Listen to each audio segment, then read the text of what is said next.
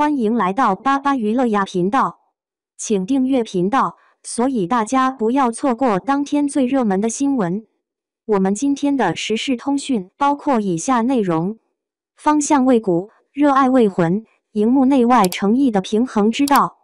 荧幕上理性与热望的交织，成就了角色；荧幕外自律与真情的融合，照亮了他人。无意中听到一期播客，谈到方向感与生命力，前者是锚，在惊涛骇浪中稳住船身；后者是帆，捕捉每一缕推动前行的风。思绪飘飞间，一个身影在脑海中清晰。诚意，若时间重来，我依然会做出同样的选择，不过重来。诚意在赴山海杀青时的这句话，完美诠释了这两种力量。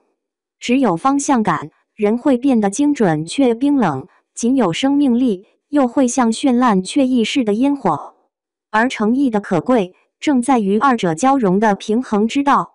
能拥有其中一种品质就已难得，能把两者完美交融的，更是少之又少。诚意便是这样珍贵的存在。片场灯光亮起，他瞬间进入状态，走位精准，眼神接戏。谁能想到，刚入行时，他连镜头边界都摸不清，导演一句人怎么不在机位里了，曾让他手足无措。但年轻的诚意并未被慌乱吞噬，他摸索出最朴素的应对之道，一遍不行就再来一遍。这份近乎执拗的定力，成为他职业生命的底色。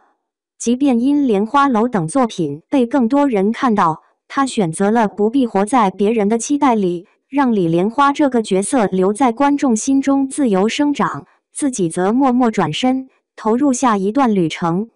他始终把自己定位为本本分分完成角色的演员，清醒地自称普通演员，从不将自己架在虚浮的位置上。他把每个角色视为一场必须全情投入的战役。出工就是打仗，这句话背后是对创作近乎严苛的自我要求。戏外的他却常常被粉丝笑称萌萌的。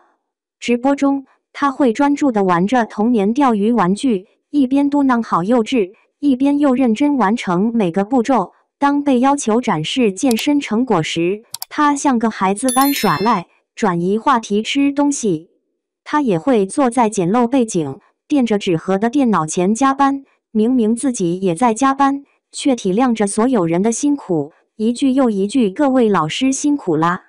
谈及打戏拍摄，他谦虚地将功劳归于幕后，他们更辛苦，言语间尽显谦逊。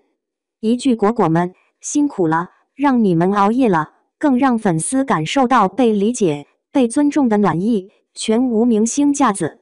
这种不设防的纯真和情感表达，让我们看到一个褪去角色光环后依旧鲜活、真实又动人的灵魂。他对世界的善意亦如呼吸般自然。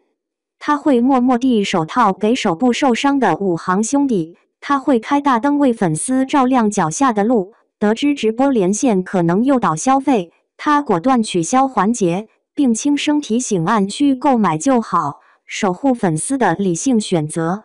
这份温暖并非人设表演，更不是取悦，而是根植于对人本身的珍视。他会为雪地里两个孩子的对话驻足，他们讨论着要不要捡树叶给雪人做围脖，因为雪人晚上会冷。这份微不足道的善意，却被他视为惊天动地的温暖。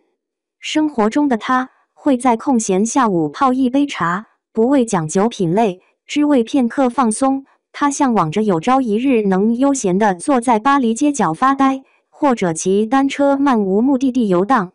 在角色塑造中，他为每个纸片人注入了真实的呼吸，赋予了鲜活的生命。他演绎的李莲花从武林巅峰坠入烟火人间，那份历经沧桑后的通透与释然，如古玉般温润内敛；与司凤则身负金翅鸟原罪，每一次展翅都带着撕心裂肺的抉择，将深情与孤勇演绎到极致。应渊帝君的清冷孤高，唐周的不羁洒脱，玄烨的偏执疯魔，三个截然不同的灵魂，竟能在同一具皮囊下碰撞出惊心动魄的火花。他不是在扮演角色，而是让角色在自己体内复生。当被问及如何平衡工作与生活时，他的回答简单而深刻：这是我自己的生活呀。带家人看病、学挂号、陪老人喝茶，烟火日常中的陪伴，被他视为奋斗的真正意义。那些细细碎碎的微小感触，一分一秒流淌而过的时间，被他格外认真地体会着。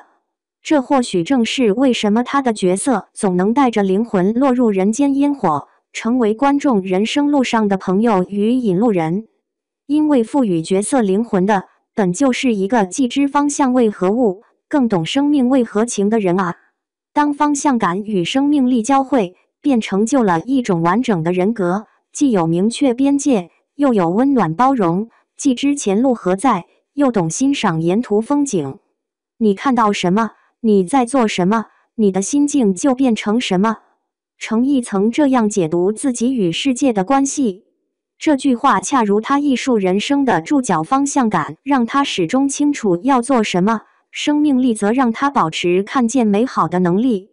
当下次我们看到他在综艺中为一句歌词陷入沉思，手指无意识地在空中画圈时，当他在新剧中演绎又一个令人心颤的角色时，当他在直播中孩子气的耍赖或突然感动落泪时，我们看到的不仅是一个演员的成长，更是一种生命可能性的展示。方向感与生命力并非此消彼长，而是可以相互滋养，共同生长。在充满变数的世界里，程毅用方向感锚定航向，用生命力温暖同行者。当两者交融，便成就了一种独特的平衡艺术，既在荧幕上演绎百态人生，也在生活中诠释着真正的方向不在远方，而在脚下；真正的生命不在张扬，而在深处。